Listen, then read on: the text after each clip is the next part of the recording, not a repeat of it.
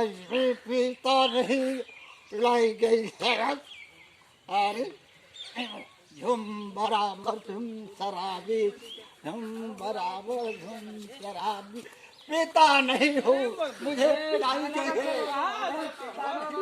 पिलाई गई है। अरे छोड़ो, मैं पीता नहीं हूँ, पिलाई गई है मुझे। अरे छोड़ो, हमको छोड़ो।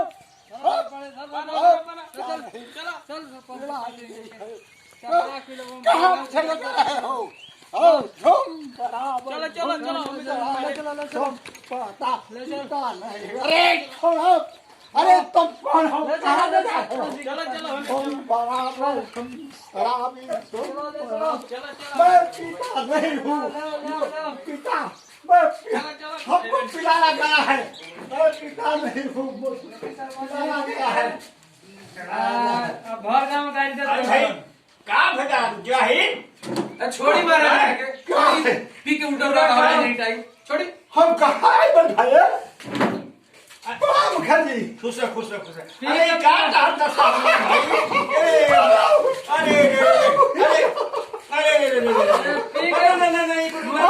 पूरा गांव रुके खाना फोन करेगा बुला पुलिस बुला अरे भाई जा पुलिस बुला अरे होता में बसबो बस लेबो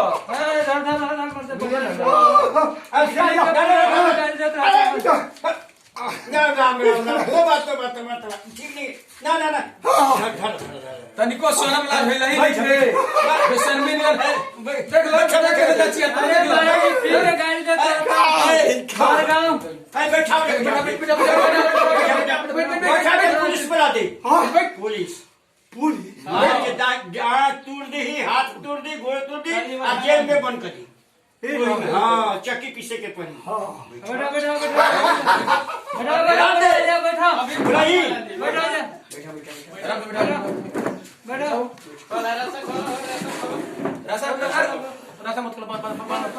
उल्टा सीधा करने का मैं बूढ़ भइल आ 80 बरिस की उम्र हो गई। मैं नाती परनाती लड़का फैका तहार कोई बात सुन है। जब तू बूढ़ होके पियब तो तहार लड़कवो तो पिहसन तेरे ना पिहसन। सुनो पहले शराब पियन ला से तहार कितना परेशानी बा। मैं शरीर में देखा था कि तहार मैं पातर हो गई बड़ा हमको पिलाया गया है। बात सुनो पहले अभी जानता ना कि मुख्यमंत्री बिहार में शराब के ठेका बंद कर देना। शराब मीठे पिए के यदि कोई पियत खा पकड़ा जाये तो करा के जेल जुर्माना वही में चक्की आटा पीसे के पड़ी। तो ये सब सुन लो अब की बात छोड़े तनी कसम खा कि हम शराब ना पिए। फिर पी हो सुनो पहले बुलाई पुलिस 4 घंटे शराब पिएब तो तहरा मेहरारू के तहार लड़का के फैका के परेशानी हुई ना। मुखिया जी पहले मुखिया जी सुने मुखिया जी सुने हमरा हम बाबूजी ला मत कहो हमें मुखिया बाबूजी बाबूजी ला मत कहो हमरा ने पिएब हमरा ने पिएब नहीं बाबूजी मुखिया जी मुए और बाबूजी देख ले सुनो पहले जो पियता शराब तहरा परेशानी होता कि केकरा परेशानी होता। इससे पूरा समाज में प्रभावित हुई, समाज दूषित हुई।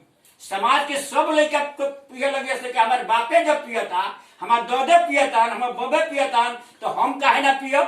तो ऐसे तहरा से सबके शिक्षा लेवे के चाहिए। तो तू पियल छोड़ी दो और कसम खा अभी से कसम खा कि हम शराब और ना पियब।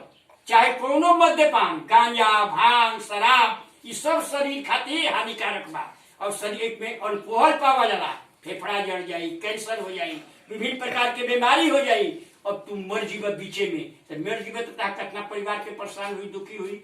ऐसे शराब शरीर खातिर हानिकारक बा एक ना पिए के चाहिए दूषित बा।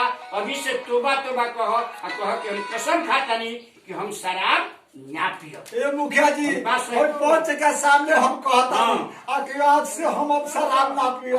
सुने साधु जी अपने आवाज से माफी मांगता जी पुलिस ना तो बोला हमारा पर पुलिस अच्छा, ऑर्डर पे बो। यदि पिएबो तो थाना में हम तुरंत ताके भेजवाई आ जेल जेबा वही में ताके जमानतो ना वही करेगी। आज से हम सिलेंडर बोला था कि हम शराब ना पियो। जा दो बढ़िया बा।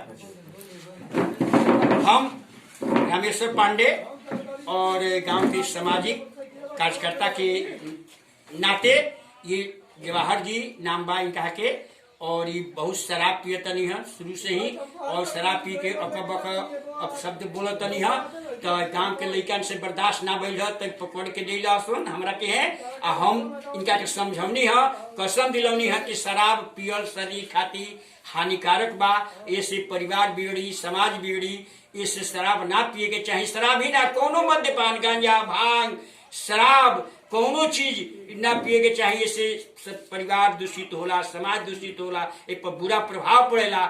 इससे जब हम ही पिए लागो तो छोट लड़कन भी पिए लगे उससे खराब चीज है ना पिए के चाहिए। यह हमारा संदेश बा कि शराब पियल शरीर खातिर समाज खातिर देश खातिर भी हानिकारक बा परिवार खातिर। इससे शराब के हमने के ना पिए के चाहिए। यह हमारा संदेश बा। जय हिंद जय भारत जय भोजपुरिया। यदि हमने के बढ़िया लगे तो एक पर हमने सब्सक्राइब कर दिया रामलीला कॉमेडी पर। सभी समाज के सभी बीच में हम आपन शराब पियल हराम कर दिया ताकि सब समाज से हाथ जोड़ी बा कि शराब पियल बहुत हानिकारक बा और समाज पर पूरा बुरा प्रभाव पड़ के बा। ऐसे हम कहतनी कि शराब ना पिए के चाहिए। जिसकी हमारा नाम जवाहर पासवान आज से शराब पीना छोड़ दिया। हाँ।